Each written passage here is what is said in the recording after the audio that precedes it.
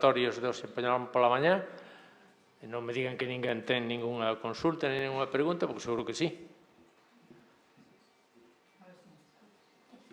Tamén felicitar aos tres ponentes, porque a verdade creo que son interesantísimos todo o que podemos reflexionar e todo o que podemos concluir e aprender. Luis, desde luego, es que es impresionante siempre tu capacidad para hacernos ver que la realidad no es como nos parece, sino que es de otra manera. Yo quería hacer un par de preguntas a Sonia, por supuesto hablando de recursos de personal, que me gustaría que nos explicases cómo son los equipos que formáis para salir del ámbito del propio espacio del museo, cómo son estas subvenciones, si es la propia... de quién depende que os mováis, porque hai unos medios que hai que, de alguna manera económicos, que hai que superar. E a Silvia, o al revés, ya no sé si os estoy diciendo al revés, Silvia, me parece muy interesante, pero me gustaría que nos pudieras ampliar un poco la información de cómo todo esto que hablas de instituciones que están allí y que entendemos que de alguna manera son unos espacios de reserva de instituciones públicas. Y si no es así, aclarárnoslo. Y si los particulares, que me dices que también hay colecciones de particulares, ¿cómo acceden a todo eso? ¿Cómo se mantiene eso? ¿Ellos pagan una cuota? ¿Ellos simplemente depositan allí y se considera que ese patrimonio, por ser bien de uso público, ya es suficiente? ¿Dónde entra la responsabilidad de ellos y la vuestra? Que me imagino que será como en el ámbito de un museo. Y no sé, y me imagino que también desde el punto de vista arqueológico sois los que sois capaces de... sois los contenedores de alguna manera de todas las excavaciones de... Depositarios. Los depositarios. Si os ocurre. Empiezo, si quieres, ya que lo tengo más fresquito. Bueno, el depósito es un único depósito. El depósito es un único depósito para todos. La propiedad es de Diputación y lo que hace Diputación es acoger diferentes colecciones. En algunos casos hay firma de convenios, como es el caso del Museo de San Telmo, y en otros casos es un comodato. En el comodato hay una firma, hay por parte de los dos, por supuesto, de Diputación, que se compromete a la custodia de los bienes, y por parte del depositario cede el uso, y luego cada ciertos años pues se hace una estimación del gasto que supone tener estos bienes en Gordailuá, y no es una compensación económica, sino siempre es una compensación con una obra de arte, o pues se paga, por ejemplo, un proceso de anoxia. O sea, no se cobra por tener los bienes ahí. También es verdad que no todo puede entrar. Hay una selección muy exhaustiva. Sí. O sea, hay una solicitud por parte de las personas que quieren depositarlo, pero siempre teniendo en cuenta, sobre todo, pues criterios de que no se repita, ¿no? Si hay bienes, si tenemos, pues, por ejemplo, una cucha, que es algo muy típico de allí, tenemos una colección importante, ya no aceptamos más, no porque no sean importantes, sino porque ya lo tenemos. Nos interesa custodiar y guardar vestigios de cada cosa, no mucho de uno. No sé si responde un poquito a lo que... y luego había alguna otra pregunta que me has hecho. Por ejemplo, los artistas, que muchos tienen colecciones, que las familias tienen problemas para su conservación y todo eso, ¿tenéis algún vínculo, alguna salida para todo eso? En principio es el mismo proceso, o sea, no somos un depósito que guarde colecciones de artistas. Sí que igual hay una donación de un artista y se valora, pero no es habitual, son cosas muy concretas. Por ejemplo, de cara al Museo San Telmo, ¿cómo es el vínculo ahí? El Museo San Telmo es un vínculo diferente, es un convenio entre Diputación y Ayuntamiento de San Sebastián, y el depósito del Museo San Telmo está en Gordayua. Eso por firma de convenio ahora se va a renovar, que es cada 10 años, y se supone que ellos también colaboran en determinadas labores dentro del depósito, pues en la compactación, en todo lo que es común. Pero no hay un intercambio económico. Ellos también, por ejemplo, en el tema de las anoxias, nosotros pagamos 2 anoxias anuales y San Telmo paga 1, por ejemplo, ¿no? Siempre hay alguna compensación, pero el que asume el gasto principal es Diputación. Y de cara al mundo de la arqueología, todos los años tenéis una llegada de... El tema de la arqueología es que, claro, es de Gobierno vasco. Nosotros somos el lugar depositario, porque en Guipúzcoa no hay museo arqueológico. Hay en Bilbao, hay en Álava, pero en Guipúzcoa no. Entonces, todo el material arqueológico se deposita en Gordayua y ahí lo van clasificando. Hay una persona, somos 5 técnicos y uno de ellos es un arqueólogo, que es la persona que gestiona los fondos arqueológicos. ¿Se usa algún arqueólogo? Uno. Sí, pero bueno, solo hay un arqueólogo, solo hay un conservador, solo hay un etnógrafo. No. En plantilla somos 5 personas, los que he citado, luego un técnico de colecciones y yo que soy técnico de registro. Y luego hay un administrativo y un auxiliar polivalente. Los restauradores normalmente es personal que contratamos, es personal externo, muchos han sido becarios nuestros, ya se crea un vínculo en una comunidad, ¿no? Y bueno, tiramos de ese personal que también ha sido formado en Gordayua, otros no, y tenemos que recurrir a personal externo. Las personas que estamos en Gordayua únicamente al final gestionamos, no intervenimos. No podemos. Non sei se ha quedado alguna outra cosa. Máis cuestións a propósito de calquera das intervencións?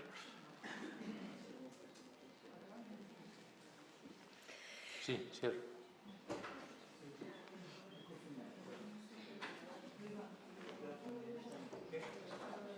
Sí.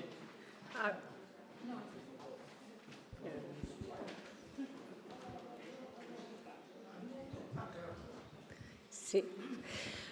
Pues la financiación es financiación pública. Para los primeros proyectos, el RUN y APROP, sí que había un apoyo externo de Fundación La Caixa, pero sabéis que ahora La Caixa también tiene un espacio en Valencia, con lo cual esa vía de financiación privada terminó y es financiación pública. La invitación que tuvimos, por ejemplo, de Presidencia para Generalitat era una invitación trampa porque no tuvimos nunca más recursos económicos. ¿Qué hicimos? Bueno, para el IBAM en este momento y en estos últimos años es una línea troncal del museo, trabajar con el territorio. Entonces, pues hay que hacer ingeniería financiera para ver dónde se pone el dinero en los proyectos. Y también hay una apuesta decidida para que los programas públicos tengan peso dentro de la institución, ¿no? Desde ahí estamos trabajando. El equipo es muy pequeño, el equipo de actividades y educación es muy pequeño. Además, bueno, esto son cosas internas del museo, pero es verdad que se han pasado los últimos años unos procesos selectivos para estabilización de plazas, con lo cual ha habido momentos de una precariedad máxima. Confluencies en realidad lo llevamos a cabo porque Eva Bravo es una todoterreno y ella y yo hicimos el proyecto, y porque los 12 artistas tuvimos muy buena suerte o muy buena intuición o muy buena búsqueda, han sido hiper generosos y se ha creado también una comunidad entre ellos, ¿no? de apoyo y junto con nosotras que ha sido fundamental.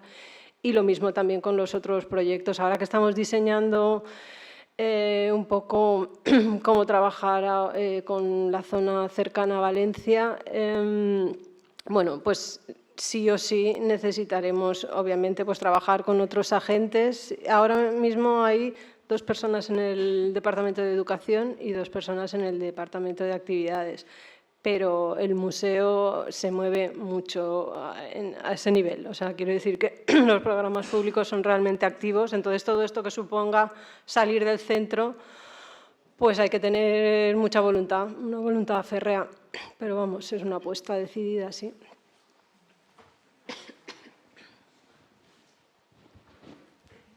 Bueno, bon día a todos. Escoitei unha expresión por parte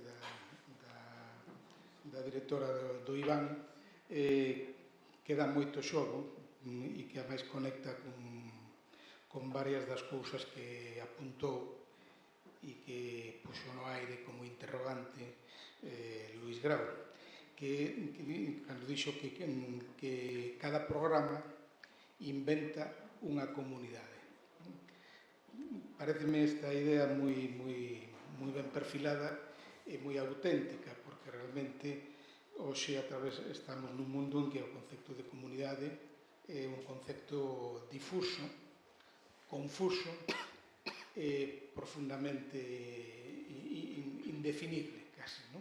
E entón, que é unha cousa que apuntou Luís Grau.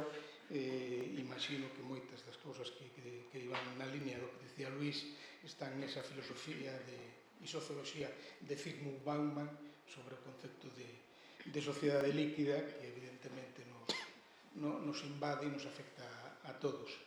Entón, en ese sentido, o que está claro aquí que a idea da comunidade ven sendo, máis que nada, un fenómeno de acción. Entonces, podemos entender que o que chamamos ou entendemos por comunidade, e esa pregunta a fago aberta, en que irá respondela, que entendemos por comunidade é unha noción viable no sentido que se nos atemos a filosofía weberiana, cando Max Weber define a comunidade como un espacio de relación entre individuos e un interese social e económico concreto, que despois Habermas tamén desenvolve no seu libro Conocimiento e Interés, e que hoxe, de alguma maneira, en cuanto a que a comunidade establece relacións puramente afectivas, é unha especie de refuxio para a seguridade, como é Bauman, pero non un espacio de liberdade, en cuanto que as comunidades poden xenerar entre elas intereses contrapostos e conflictos adicionais. Hasta que punto, agora que falamos tanto na nova concepción do museo como espacio de participación social, podemos correlacionar directamente a noción de participación coa noción de comunidade? Sí, en relación con eso sí me gustaría decir algo que no sé si quedó claro, porque lo expuse como interrogante.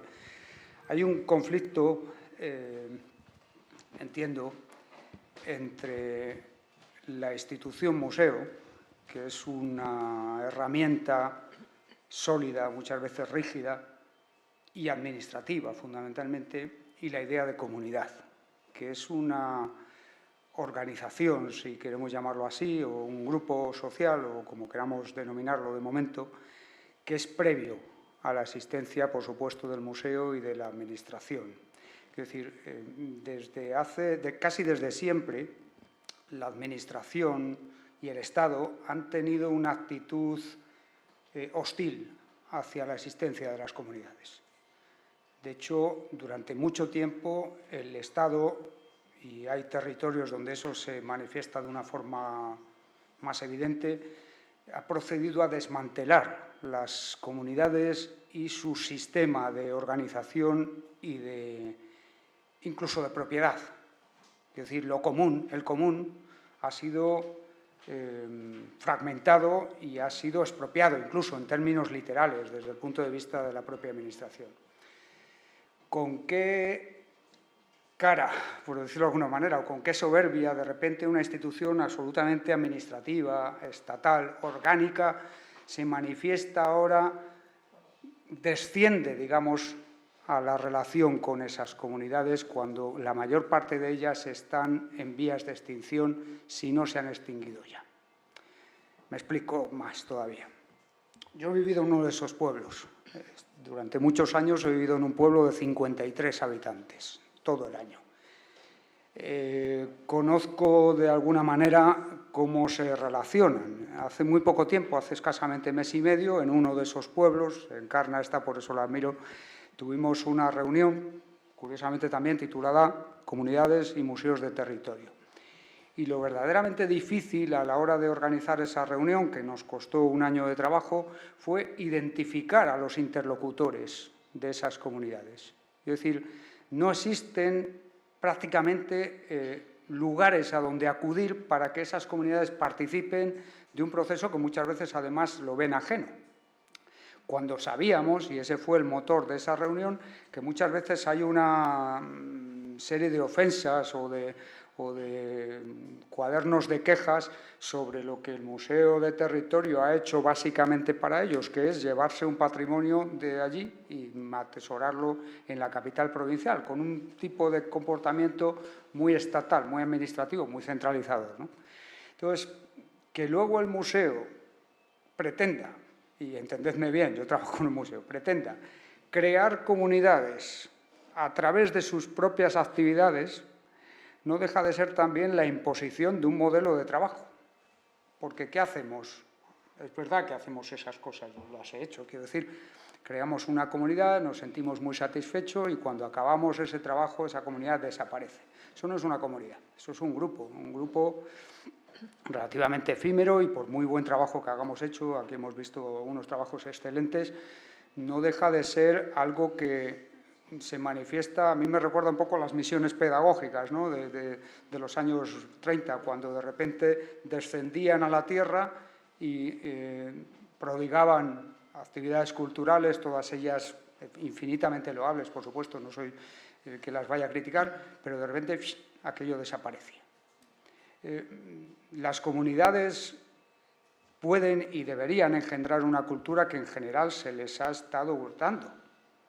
No solamente desde el punto de vista del Estado.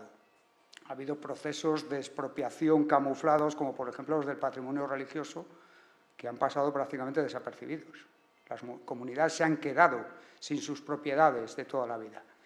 Entonces, mi inquietud en estos momentos es que el museo de repente se vea impelido a relacionarse con las comunidades y que lo haga a su manera, cuando no lo estamos haciendo a la de el agente al que queremos servir, porque ese agente no somos capaces de identificarlo, porque quizá, insisto, ya no exista. Sí, yo la verdad que estoy de acuerdo contigo y lo he dicho desde el principio, ¿no? Cómo aterrizamos en lugares en los que además no hemos sido llamados y efectivamente en muchos de estos pueblos tan pequeños la comunidad se ha perdido, en otros no, por ejemplo, lo que comentaba en Herbers, no se ha perdido y ahí funcionan las acciones porque se apropian, porque se toman agencia y porque continúan. Si no, es el gran problema, yo entiendo, de la sostenibilidad. Además de llegar, de cómo una vez que has llegado, ¿qué queda de todo esto? Pues es el gran problema, la verdad. Pero cuando hablaba de que los proyectos muchas veces generan comunidades, me refiero, por ejemplo, algo que ha salido bien. Els Grans de l'IBAM. Els Grans de l'IBAM también es un espacio como de autoformación y de encuentro para personas pues jubiladas y, en fin, que empezó también como algo piloto, pequeño, y luego no se fueron. No, es que no nos vamos, es que queremos seguir viniendo y siguen viniendo y ellos nos exigen. Eso es una comunidad que no existía, pero ahora es una comunidad. Y bueno, estamos también como conjugando que esos grupos se hayan quedado como grupos residentes y también, ¿no?, con esta vocación de servicio público, pues también poder seguir trabajando con nuevos grants, ¿no? Pero bueno, se ha ido conformando como grupo, ellos han propuesto también sus propias mediaciones, nos exigen cosas y ahora con todo esto de la DANA nos han propuesto un programa de mediación para con el territorio. Entonces eso, pues bueno, merece la pena, ¿no? Son como pequeños logros que dices, merece la pena trabajar así. Y hay otras cosas que efectivamente pues no funcionan, ¿no? Pues que te vas y que dices, ha sido muy bonito, pero ¿qué queda, no? Sí, yo estoy totalmente de acuerdo. Pero hay que intentarlo, porque si no, lo que no funciona ya lo sabemos, lo que funciona también, pero si no arriesgamos, yo pienso que hay que hacerlo, hay que inventar y también, sobre todo, que hay que intentar transformar a la institución. Pues eso, desde qué departamento gestiona esto, esto es conservación, esto son actividades, perdona, pero es que a lo mejor es algo híbrido, es que a lo mejor tenemos también que replantearnos si lo que estábamos haciendo históricamente es lo único que tenemos que seguir haciendo. Bueno, no sé, otra serie de cosas como las performances ya, pero es que esto lo tiene que contratar actividades, ¿no? Es que es obra de arte y es que a lo mejor debería estar también en nuestra colección, ¿no? Entonces, no sé, como que a mí me parece que de manera egoísta y también cómo seguimos justificando, ¿no?, que podamos seguir invirtiendo dinero en este proyecto, pues hay que inventarlo, porque si no la administración efectivamente no te va sumando, porque está como esta necesidad de innovar y de nuevos proyectos, la administración, la prensa, tal, ya, bueno, pero es que quizás es más interesante sostener lo que ya está, ¿no? Y luego desde ahí, desde sostener lo que ya está, aparecen nuevas conexiones, pero, bueno, no es así. Algunha cuestión que temos aí ainda algúns minutos, se alguén quere máis. Non? Sí, ali ao fondo.